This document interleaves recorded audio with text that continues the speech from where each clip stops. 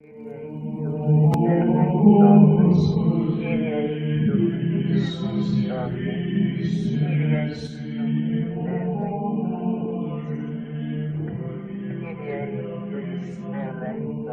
heavenly King, Comforter, Spirit of Truth, who art everywhere present and fillest all things, treasury of blessings and giver of life, come and dwell within us, cleanse us of all stain, and save our souls, O gracious one. Hey everybody, welcome back to the Michael Lofton Show. I would like to interact with some of the comments that the Orthodox or Coptic Orthodox Archdeacon Mark Soliman engaged, or I should say offered, recently. And this was posted on YouTube in a lecture called LGBTQ Lecture for Servants. And it looks like it was posted 3 days ago. I want to talk about it because there's a part during this lecture, during the Q&A, where someone asks him about Catholicism.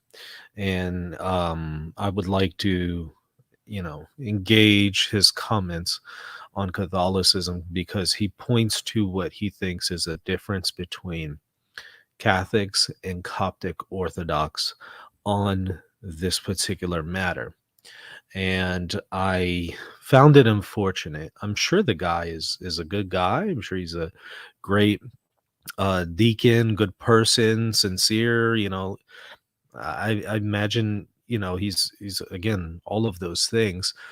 Unfortunately, he incredibly misled the audience by telling them information that was 100% not true, and his audience deserves to know the truth. The comment section has been disabled on the video, so I wasn't able to respond and correct the errors there. So instead, I'll just engage it here in hope that the people at St. Mary and St. Mary Coptic Orthodox Church, where this lecture took place, I hope that they will end up hearing this or something else that sets the record straight, because they were deeply misled with information that is 100% not true. Again, I assume it was information that was disseminated with good intentions. Be that as it may, it's inexcusable and it was incredibly destructive. And so it needs to be addressed. Let me go ahead and share my screen and let's dive in and see what Archdeacon says about the Catholic Church. Here we go. Of course, I'm guessing the person asking the question is referring to the recent blessing, the Pope Francis's decision, or the Church's, Catholic Church's decision to bless same-sex unions. I'm guessing. Let me stop there. Do you hear the problem? Blessing same-sex unions. Well, at this point, it's inexcusable, because not only does the document explicitly reject that view, it's been out for, month and a half now. So it's inexcusable to misrepresent the Catholic Church this way. The document explicitly indicates the church does not have the power to impart blessings on unions of the persons of the same sex. If you look at paragraph 11 and also 31, the blessing is for couples of persons or couples of the same sex. And this is in reference to the persons, not their union. So the persons of the couple, not the union of the couple. And that's also made clear in paragraph 38, where it notes that the blessing for this couple is for the individuals. And it's not a blessing to approve of their disordered union. In fact, paragraph 31 and also the presentation explicitly rejects that. It says, the possibility of blessing couples in irregular situations and same-sex couples is not a validation of their status or a change of the church's teaching. So there just are so many things in this document that make it abundantly clear it's not the union of the couple, it's not the relationship, it's the persons of the couple that are blessed, which Father Deacon actually agrees with, as we're going to see here in a moment, but he completely misrepresents the document. Let's continue. Saying that's what it is. Because that's right now, as far as I can tell, that's the only difference. I mean, even the Protestant traditional churches have the same approach. We all have the same doctrines. There are some evangelical churches. I think the Lutheran churches. There's a few churches who like will ordain women bishops or lesbian bishops or gay bishops or whatever the case may be. But for the most part, I think the Catholic Church is not that way. Quick question: is this being live streamed? Patrick, is this live streamed? Okay, I'm thinking maybe we not live stream the questions in case someone wants to ask a question, and then we can just record it, and then that way, in case I say something really bad, it doesn't get sent to the world. Okay. Well, that's unfortunately what happened here. It seems like he feels a lack of confidence in some of his answers, so he wasn't thrilled with this part being live streamed, it would seem, but it was. And people are being unfortunately misled, I'm sure unintentionally on his part, but inexcusably so. I mean, he seems like an intelligent and sincere man, and so he's capable of reading the document and knowing better than this. So I don't know how he came to this conclusion, but it certainly wasn't from a reading of the document itself. Because again, the document and multiple statements from the Holy See have made it abundantly clear this is just a straw man. But it continues. Okay, so how is this different? Well, in our church, we don't have the Orthodox Church. We don't have this idea of blessing a couple. We don't do that. We have the Notice how he conflates blessing a couple with blessing a union. They're not the same thing. A union is a relationship. A couple is two people in a relationship. And there's a fundamental difference between blessing two people in a relationship versus their relationship itself. The document goes to great lengths to indicate we have a blessing for the people in this disordered union, but not the disordered union itself. And the blessing is there not an approbation of their union, but a supplication for them to live a holier life so that they're conformed to God's commandments. That's what paragraph I think it's 11 among others indicates, or 10 I believe, among many others. And so it's just abundantly clear that the Archdeacon is incredibly mistaken here. He indicates that he's read the document, so I find this inexcusable. I don't know what was going on here, but it continues to get worse, unfortunately. The sacrament of matrimony, and as you know, in the Orthodox Church, we won't marry a gay couple. In the Catholic Church, they also will not marry a gay couple. In the Catholic Church, they will not ordain anyone who's an openly gay priest, and neither will we. So the only difference I see is in this recent decree by Pope Francis about blessing same-sex unions. Just Again, he restates it, so it wasn't a slip of the tongue. And then we're going to see how he describes this too. So it's not just terminology; he's getting the concept wrong. But again, the document explicitly says it's not for the union, so this is just inexcusable. And the people who are present for this, and the people who see this online, deserve to know the truth. to be clear, what they advocate, if you read the document that the Vatican put out, it's Now, when he says, if you read the document, now I presume that seems to imply that he has read it. You know, it would be odd for him to suggest that people read a document he has not read. And it would be outrageous to comment publicly on a document, especially by way of criticism, um, for a document that you haven't read. So I just have to assume he's read it and therefore should know better. I mean, he should know better, by the way. It's interesting because they talk about the word blessing, and they have a very long, very theological discussion of what this word means. And they distinguish between liturgical blessing and a non-liturgical blessing. And so they say a liturgical blessing is when you bless something for its intended use. Not entirely. Liturgical blessing specifically refers to a ritual blessing, as the document and further press release, interviews indicate. And that is something, so they would never bless something that was sinful. And because it has to be good and proper. But then they distinguish that and they say, well, there's this non-liturgical blessing, right? And their idea is this is kind of how Jesus blessed by his presence, okay? And so in that No, that's not what it is. The difference is the difference between a ritual blessing versus just a simple, informal, non-ritualized blessing. That's the essence of it. case, I don't need to evaluate you before I give you a blessing. And I think for me, the distinction that I make is if someone who's a murderer, comes up to a priest and says, Abuna, can you bless me? Abuna's going to bless him, right? But if he says, can you bless my murder? I want to commit murder tomorrow. Can you bless that? That's different, right?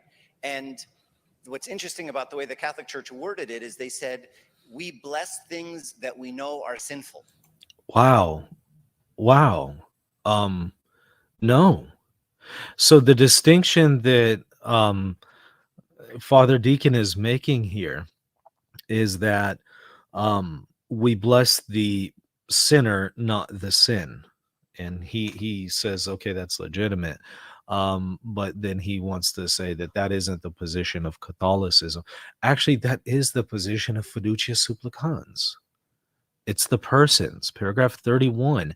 If you look at the language for what it means by blessing of couple, it's for the persons. The persons. And then again, if you look at paragraph 38, it's for the people, not their union. Again, paragraph 5, not their union. Presentation section, not validating their status. I mean, paragraph 11, the church does not have the power to confer its liturgical blessing when that would somehow offer a form of moral legitimacy to a union that presumes to be a marriage or to be an extramarital sexual practice. So we're not legitimizing any kind of union that deviates from one man, one woman in a marriage open to procreation. This is just absurd. So what he says about I would bless the murderer but not murder, well, congratulations, that's exactly what fiducia supplicans is referring to. We can bless the people of the couple but not their union, not their relationship, not their sin. And then he says something that is just, where did he get this from? It's incredible. Listen to this part. Says, can you bless my murder? I want to commit murder tomorrow. Can you bless that? That's different, right? And what's interesting about the way the Catholic Church worded it is they said, we bless things that we know are sinful. That is nowhere in here. That is just, I'm just shocked that anybody would say this. I have to assume he's of goodwill. But how could you get this so wrong and say such a horrible thing? We bless what we know is sinful? The document is abundantly clear. It's the exact opposite. We don't validate anything that is sinful. In fact, we're urging them to observe God's commands. Where did this come from? There's nothing in here that says, yes, we acknowledge this is sinful and we now bless that which is sinful. Do you see why I've labored for so many days now? I've labored so intensely to fight against Catholics who have misrepresented the Holy Father in this document. because those misrepresentations validate the non-Catholics whenever they say these things about the Catholic Church. This is why I've had to respond to all of this stuff, because day in, day out, the critics are continuing to twist the document and distort it and to prevent people from seeing the truth. And so I've labored to offset that and respond to it, because so few voices are out there actually doing that, unfortunately. And now again, we are validating and giving grounds to non-Catholics to critique and falsely accuse the Catholic Church, because there are so many Catholics who are saying exactly what Father Deacon is saying in this video, and it is 100% not true. The audience deserved to know better, and they were incredibly misled. Church worded it is they said, we bless things that we know are sinful. So they acknowledge that the same-sex union is sinful, that these two men, for example, are living together in a same-sex attracted relationship, and yet they acknowledge this is sinful, which I would say consistent with us, and then they bless it anyway. Absolutely false. This is just a very slanderous, false accusation that I hope was said out of goodwill and just based on a misunderstanding, but it is outrageously slanderous. We do not bless sin. There is nothing in the document that blesses sin. Everything in the document abundantly guards against this misinterpretation. I'm convinced that fiducia supplicans should be used from now on in all academic institutions as a reading comprehension exam. I'm convinced. Because for some reason, incredibly intelligent and seemingly sincere people can evidently read the document and come away with the exact opposite of what it's saying when there's no justification for that. It makes you question things. I honestly think this should be a standard. This should be a reading comprehension exam right here.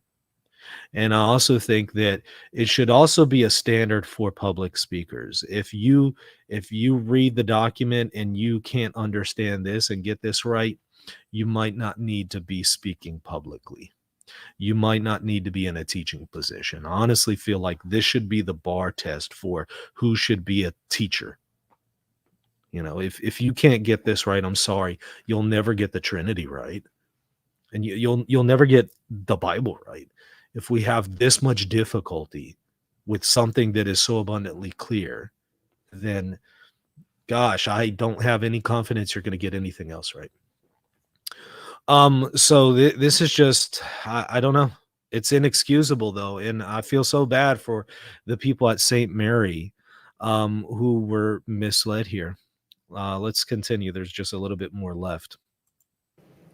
And so the word blessing can mean lots of things, right? One of them could mean I confer a blessing that means I agree upon this. Like, I want your blessing to take your daughter's hand in marriage, right? Then I'm blessing you. I'm giving you my permission to marry my daughter. I'm giving you my blessing, okay? But that's not the way they view it. It's not entirely true. The document does note that that is a form of blessing, which is God's approbation. But what we're talking about in the context of blessings for couples of persons of the same sex, we're not talking about God's approbation. We're talking about a blessing of supplication to receive actual grace. That comes again from paragraph 31. So the distinctions are right here. It's right there, paragraph 31. And again, I've covered this in depth in over 60 videos, I think, at this point in the Fiducia Supplicans playlist. So I'm not going to labor that point in any detail here. I just want to point it out for anybody who hasn't seen those other videos. There are plenty of other more in-depth videos that I've done responding to this kind of stuff. They're saying is I want to bring God's presence into this thing. So we don't have that in the Orthodox Church. No, we're saying we want to bring God's presence in these people's lives so that they will live a holier life. That's what we're saying. It wasn't hard. And I don't know why people are still struggling with this. I mean, intelligent people. I saw a list of people who are protesting against fiducia supplicans. And one of the Catholics who signed the document was Professor Thomas Pink, who I've had on the show and have greatly admired his work on religious liberty and Vatican II, and incredibly intelligent man. And yet he signs a document that is frankly garbage. And it's just trash. And straw man's fiducia supplicans in a way that is just shocking. Perhaps I'll do a review of it if people are interested, but I was just amazed to see such an intelligent person sign such a silly document. And it just makes you wonder what is going on here.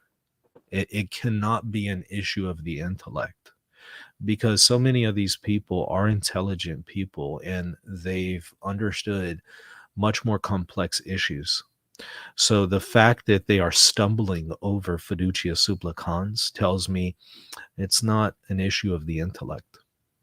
There's something else driving that stumbling. I imagine it differs with each person. Hard to say what it would be. I can think of several options. But again, I don't think it's an issue of the intellect in many cases. Perhaps with some random people out there, it's just an issue of reading comprehension. But with so many others out there, like your Professor Thomas Pink's, incredibly intelligent people, and yet they stumble over this. It's almost become comical at this point, where the most intelligent people have been confounded with such a simple document. I don't know. Is this the wisdom of God to expose hearts out there? Is this God's way of exposing deeper issues? I don't know. Well, if y'all want to see me do a review of the protest document that some people have signed that I just mentioned there, please let me know. I'd be happy to review it if y'all would like to see more. Anyways, well, as far as Archdeacon, again, to summarize, I assume, he seems like a nice guy. I assume he's sincere, goodwill, but gosh, this is inexcusable. And I imagine if somebody spoke of the Coptic Orthodox Church in this kind of way and strawmanned it this badly and this severely, he would be very, very offended, and rightly so. Rightly so. So I hope Archdeacon, if he is sincere, a man of goodwill, I hope he will correct this to that audience and to any people in his circle of influence. I hope he does that publicly, because again, this is inexcusable and it misleads souls. It leads them down the wrong path. I don't think he would appreciate it if, I got on a stream and I said, well, you know what? Archdeacon Mark Soliman now blesses murder. He doesn't just bless murderers, he blesses murder itself. He would be horrified. And again, rightly so. Well, okay, you know what? But this is unfortunately what he did to the Catholic Church. And so that needs to be corrected. And I hope he will. All right. Well, that's going to do it. We'll see you later. God bless. Hey friends, do you want others to discover why the Catholic Church is the church that Jesus established? And do you want to help people make sense of all the confusion in the Catholic Church today? Help contribute to this mission by supporting Reason and Theology at patreon.com/Reason and Theology. By doing so, you'll also get access to exclusive content for patrons only. Also, if you want to deepen your faith, there are free ebooks and even courses that you can sign up for by visiting reason.podia.com. Have you ever heard someone say that Pope Francis denied the existence of hell, or Pope Francis worshipped an idol in the Vatican gardens? There are many claims that have been made about Pope Francis for over a decade, and many of them are inaccurate. I've set the record straight in my free ebook called Top 10 Lies About Pope Francis Exposed. Get your free copy today by visiting reason.podia.com.